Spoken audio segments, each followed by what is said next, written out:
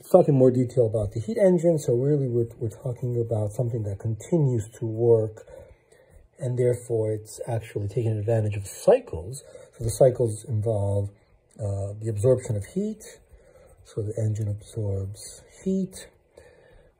So there's some high temperature, right? So high T absorbs heat, and that causes, say, we're talking about the steam engine, the water to boil. Water boils. Work is done. Right, we have the gas, we have the water vapor that pushes, makes blades rotate or pistons go up and down. Something is made to move. Work is done. Energy is also emitted or lost, as we noted. And so the H2O gas cools. H2O gas cools and becomes water again. And so now we have low temperature here. Right here, this is this thing should really be here, low T. The vapor cools, becomes water again, and then we can start the process again. That's a cycle. And so we can define the efficiency of this heat engine as E, usually, and it's the work being done. So we want to consider some positive amount of energy there. That's the work being done. Of course, if it's leaving the system, that's negative. We'll think about that in a second, but we want some positive number here. There's an amount of heat.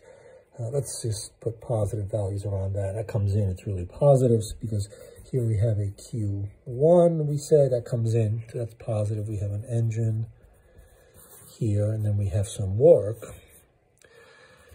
W, that's exiting the system, so it's actually negative, and we also have some Q2, some heat that exits the system here, and that's also negative, but we can consider positive chunks of energy coming in and leaving, but we have a cycle here, so we know that the internal energy, so the cycle implies that the internal energy, which is the total heat, Q total plus W, that must equal to 0.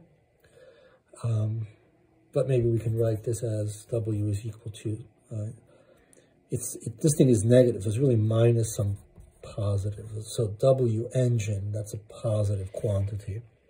And so we'll put it in like that. And so we have Q total minus the work done by the engine, that's equal to 0. Of course, the W engine is a positive quantity, that's just equal to total Q. But the total amount of energy, of heat, that comes in, the energy difference is 0. Right? So the internal energy is 0 because it's a cycle. So we have that Q total is given by what? Right? Well, it's given by the difference between these two, right? So it's Q1 minus Q2.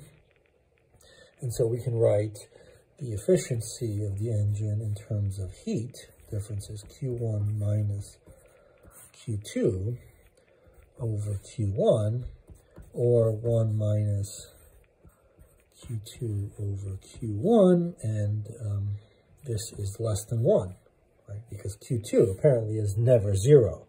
So the only way to make the efficiency equal to 1, right, it's a perfect engine, would be to not have any of this heat being generated, and that doesn't seem to be possible. So we're moving towards really a likelihood description of physical processes, but in the 1800s, they translated this kind of thing into what's called the second law, and we'll see that it's really more of a likelihood behavior of things once we understand the molecular, once we describe all of this in terms of the underlying molecular motion.